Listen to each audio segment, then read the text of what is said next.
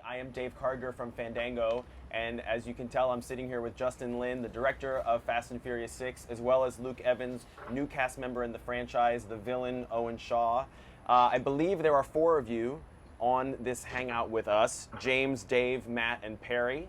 So just to get right to it, I'm going to kind of call on you guys one by one and just go through the rotation a few times so you can get your questions in. We've got 15 minutes for this. So James from JoBlo.com, if you can hear me, go ahead and ask your first question. Yes, I can. Okay, Luke, I'm going to start with you. Obviously, you're kind of jumping into a very well-established franchise. Was there kind of a driving boot camp that you had to jump into? Well, it was. I mean, it was slightly daunting, I have to say, joining the franchise, because obviously they've been together 10 years, and I was coming in as the bad guy and all of that stuff. And I remember my first day on the set was a scene right at the end of the film, wasn't it? Almost when I get caught, which it takes them almost the whole film to catch me. And they catch me finally, and I have to do this scene, and we had to block it really fast so that they could get the lighting set, because it was a big ensemble, and we wanted to get it going. And I hadn't really met any of the cast, and the whole team were there, and I was dragged down, handcuffed in front of them, and we rehearsed the scene and did this whole thing. I got punched in the face by Paul Walker, eyeballed by Vin Diesel, and then snogged Gina Carano, and only met her like 10 minutes before that. So that was my introduction to the cast, but they were very nice after that, and yeah, we had a very good time. Dave from Collider.com, you're up. Hey guys, thanks for joining us. Just wanted to ask the both of you about your experience filming in London. I know the franchise has taken us to some pretty exotic locales. What was it like filming in one of the great urban centers? You know, for me, after Fast 5, I kind of flew around Europe, and there were a couple cities that I was thinking about, but as soon as I landed in London, it just felt right. I think tonally, this in a way is a conclusion of this chapter of the franchise. And it's a big city, it's diverse, and it has a lot of iconic kind of look and history to it. And I felt like, I remember I was in a car driving to locations, and the quality of the sun was just so different than any other location we've had. And I felt like that was just the right texture for what we're about to do, especially with this Dom and Letty and the theme of trust, and it just felt like everything was in place when I landed here. And as I found out, obviously there's a rich tradition in cinema and some of the best crew in the world. So it's a tough city, any city we pick, because they're all big cities. But here, coming in here and working with the crew and earning that kind of respect, it allowed us to be able to shoot in places that I never thought we'd get access to, like Piccadilly Circus, where we're only the third film in history to be able to shoot there. What were the others? Harry Potter and American Werewolf in London. And how would you describe the difference in the light here? I don't know. It's even on a sunny day, it's not sunny, and it really does have, it really has that texture of something hidden behind like a filter, and I love that. Cloud. I know. You're trying to I don't know what it is from LA. I don't know what this cloud thing is, but I do think that on any given day it just have a very different look, and putting our characters in those situations, it just felt right. How about you shooting here, Luke? Oh well, it was wonderful too, because I'd spent a year away in New Zealand, so there was a lot of factors that made me want to do this job. And when the final one was when they said it was shot in London, I was like, this is great. I'm going to get to be at home, and we utilized London to the best I've ever seen London being used in a film. I mean, Piccadilly Circus is fantastic. I came to set that night, remember? And just because I wanted to see the shoot, and I wanted to see Piccadilly shut down, because it really is a very unusual thing to see. And it was in a movie that I was in, and I was like, I've got to see this, And so it was that was great. That was really, really fun. And the thing about London is it has very old areas and very winding roads that go right through the city centre, and then 2 minutes down the road, we can be in a humongous central business district surrounded by the high-rise towers that is Canary Wharf, and you have a completely different feel, a very sort of industrial business center, which feels, completely different to anywhere else we shot. So, yeah, it's a great backdrop. I'm very proud of the fact that London now hosts Fast 6. Matt from Hollywood.com, are you there? Yes, I'm here. Thank you so much. To both of you, there are several dialogue scenes in this film that miraculously and enjoyably keep up the momentum between the action moments. And I'm curious if, as opposed to maybe a typical drama that you've worked on in the past, if they require a different style, a different approach to make those just as energetic as a car chase. Yeah, well, I mean, I think in design of these films, I approach it as kind of non-action movies anyway. I feel like these action sequences are always kind of last for me to design because I have to figure out thematically and in the character arcs where they are. Because if you look at these films, there's actually not a lot of real estate for non-action moments. So I treat them equally, and I think in picking the lenses and how to design the sequences, you know, I would get lost if I was just going to do action for action's sake. So, you know, the treatment of both action and non-action to me is exactly the same way. What I can say for this one, I was really excited about was that for the first time, you know, in the past we've had antagonists in this franchise, which was basically there to service maybe the plot. But I was excited because, you know, I had Luke, and I wanted to create an antagonist that really had a valid philosophy that was going to challenge Dom Toretto. And once I was able to kind of establish that, it made it much easier to design everything, and to have Luke there to you know, every time to be able to, you know, to be able to go face to face with Dom, who's now bigger than life. I was very excited for those moments.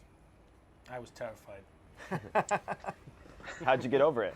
I had a stern talking to. Justin said, "Pull yourself together, sort yourself out. You're an actor." No, I mean the scenes were great. I think the scenes that I did with Vin were brilliantly written. I felt like my character was so well rounded, and there were some very special scenes. That was probably one of my favorites. It really came over well, and it was, you know, there was basically an open space. There was two cars and two men, and there's this appreciation and respect for each other. And it was I liked the theme that was running through that scene. It was, you know, it was almost like we could have been friends. We could have been on the same team if this had been a different world, a different life. And yeah, it came over really well, and it did in the film too. I thought it had a real good, strong impact. These two men were on par for just one glimpse in the movie. They were level pegging with each other. Perry from Screen Rant, are you there? Hey, yep, I'm here. Hey guys. Is there anything movie magic wise that you're particularly proud of here? Something that looks entirely different on screen than when you were doing it on set? Yeah, you know, I joke with the visual effects supervisors and artists on this film because, you know, when they do Harry Potter and stuff like that, they get to show off their craft, you know. And when they come on this franchise, if it actually become evident it's a visual effect, then they're not doing their job. Yeah. So, you know, we have about 1,700, 1,800 visual effects shots in this film, and it took a long time to craft and make sure that, you know, how we were going to use that tool.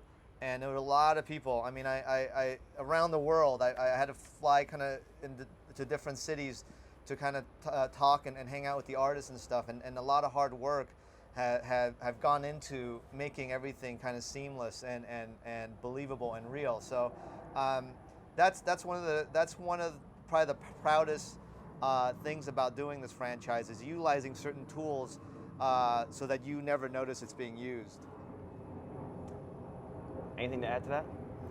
No, I absolutely feel exactly the same. I've been asked that question a few times this week about, you know, how much of it was CGI, and I think what's brilliant about Justin's approach to this film is that if it can be done for real, then do it for real. And you know, those big action sequences with the tank and all that stuff, I mean, that actually happened. I saw the film footage the day after it was done, and you can't actually believe that you were able to do it for real.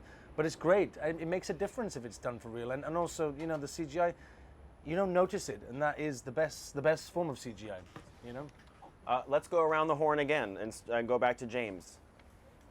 Justin, I've got to say, you know, starting off with a basic car flick, this has become a huge, you know, mythology. how much did you go into that, and how far do you see it going?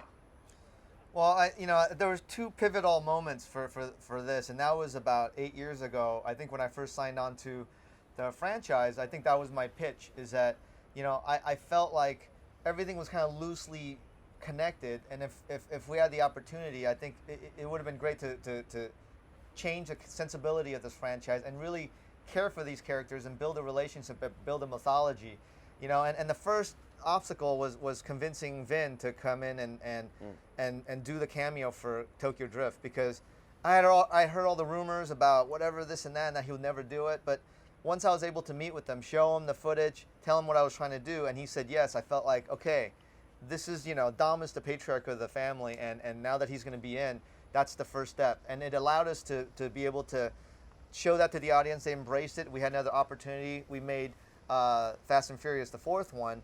And then I went to the studio and said, well, Han now has to be in the fourth one. And everyone's confused. They think I'm crazy. They said, well, didn't he die in the third one? I said, no, that's a postmodern take. And we're building a mythology. We're going to build a relationship. And to everyone's credit, they said, okay, do it. And it's funny looking back, and they're just two small little scenes.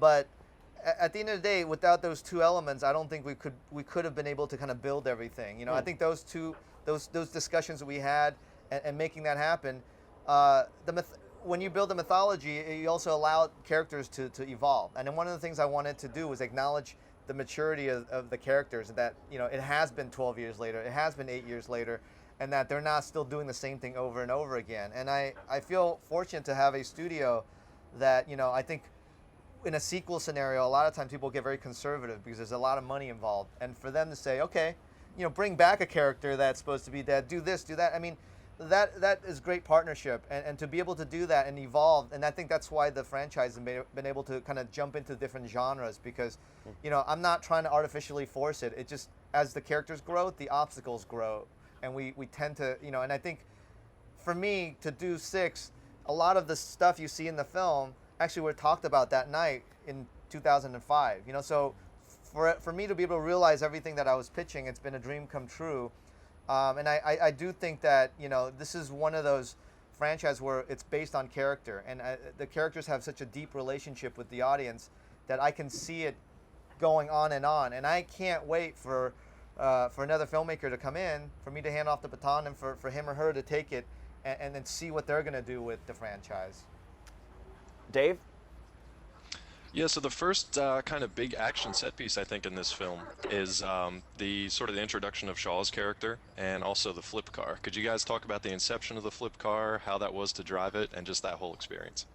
Well, for me, it was interesting because we usually modify the cars, and I remember in Tokyo Drift, the big thing was putting a Nissan engine in a Mustang, and it took us like $250,000 to finally make it work. But it was something that I was adamant. I said, I don't care. I don't want to fake it. We have to do it for real, and we did it.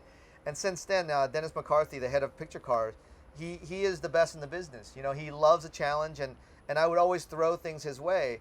And as we were developing Fast 6, the flip car came from Shaw, the character. I remember working on the character, and people came to me and said, well, what car do you think he would drive? And I said, well, I don't think he would modify any cars. I think he would actually build the car for its function.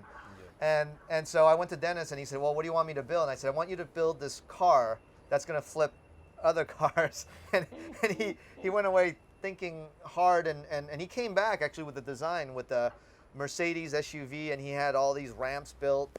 And I said, no, it's nice try, but the aesthetics aren't right. We're going to go to Europe, and I think you need to be more efficient. Let's use the F1 model as our inspiration. And I remember his eyes lit up. Mm-hmm. I went to lunch. I came back, and he faxed me the blueprints for what is now the flip car. And so, it came from the character. It was based on the character's philosophy. And I think we're all very proud of it, because when we tested it for the first time, it actually flipped the car. That all the credit goes to Dennis for really listening and participating and building it and making it. I think it's a big part of Shaw and Shaw's introduction. Yeah, So yeah, I think he's very proud of it.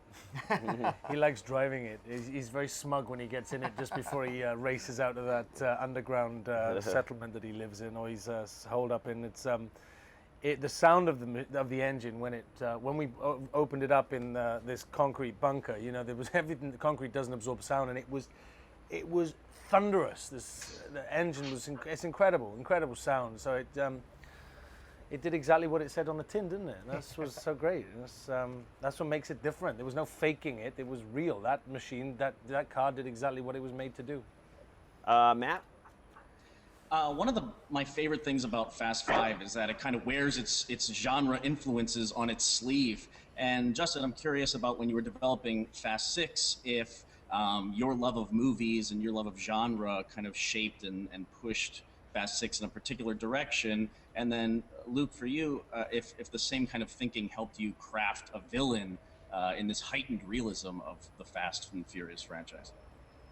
Yeah, you know, for me, I love being part of this franchise because I've done 4 movies and they've never been the same. And you know, a lot of people ask me, well, what action movie did you see to, you know, and I didn't particularly look at other films as inspiration because I really want to kind of build it stylistically from the characters. And I have to say the biggest influence for me for Fast 6 is actually like Nashville or Shortcuts. You know, I love Altman movies and I love ensemble movies. And so this is one case where I have 13 characters that I want to care for and I want to develop. And that's probably more for me as an influence than any other action movie. Perry, take us home. Oh no! Do you want to ask something? He asked me a question as well, but Oh, I'm sorry. I didn't. You know, my audio is horrible. That's all right. Don't worry about it. It's fine. Yeah. Go for it. I guess I had never really played an antagonist such as Shaw on such a big scale, and so I had coming from playing a good guy for so long, I felt I had so many things I wanted to bring into the role. Even before I actually read the script, I was like, I want to play this, I want to do that. But as soon as I read the script and spoke to Justin about him and about Owen Shaw and about his background, it all just started to fall into place about how he was. And I think he comes from a sort of semi-realistic place, but you know, he is slightly heightened. I mean, this guy is ruthless. I mean, no one is irreplaceable. You know, he's a one-man band almost. He doesn't need anybody else, even though he uses a team. And so that bit sort of is slightly heightened. But I wanted to make sure that he was relatable, and also for the twisted audience members that wanted to be a bad guy, they'd really want to be him. You know, because he has so many like cool attributes. You know, he dresses really stylish, and he's got these amazing cars. He's got the tank. You know, he's got money. He's got brains. He has this amazing ability to fight. He has these different sort of martial art forms that he's learned from being in the military. So all of those things I sort of brought to the character, and then you know, the dialogue I had, I was incredibly happy with the second I read it, and I just thought, well, I'm gonna enjoy doing this role. You know. Great, Perry. So Justin, you've got this incredible, beloved franchise in the palm of your hands right now. Why step away now? And did you have any choice in choosing your successor? You know, it was a very emotional choice for me. You know, and it's been 8 years since I've been a part of this franchise, and we really have become family behind cameras, and a lot of us have had kids, and they're all growing up together. But you know, for me, if you watch Fast and Furious 6, you do see that it's a culmination of something, and I think it's the end of a chapter, and it's something that I felt like, you know, in 2005 when I pitched it, some people might have thought I was crazy, but in my wildest dreams, I wanted to achieve that, and now that we have, I feel like it's time to walk away. I think very rarely do filmmakers get that choice. And I think it's better to walk away now at its height, and you know, and also to be able to hand it off to somebody, than to just kind of stick it through for no other reason. I feel like I've done everything that I wanted to do, and I understand. I mean, to walk away from everybody is a tough thing, but I think it's the right thing to do. You know, as a filmmaker, I've been developing a lot of other things in the last 8 years, and you know, it's time for me to keep growing and try new things, you know. So it's just time. And how about the second part of her question? Will you have a hand in picking who directs 7? Or did you have a hand? I'm sorry if that's already been announced and I missed that. It's been announced. Oh. It's been announced. It's James Wan. It's a great choice. To be honest with you, it was so emotional. I didn't want to be a part of that. I didn't want to be part of that process. But when the studio shared with me, I was very happy. I think he comes from indie roots, and he's a filmmaker that has a point of view, and I can't wait to see what he's going to be doing with this franchise.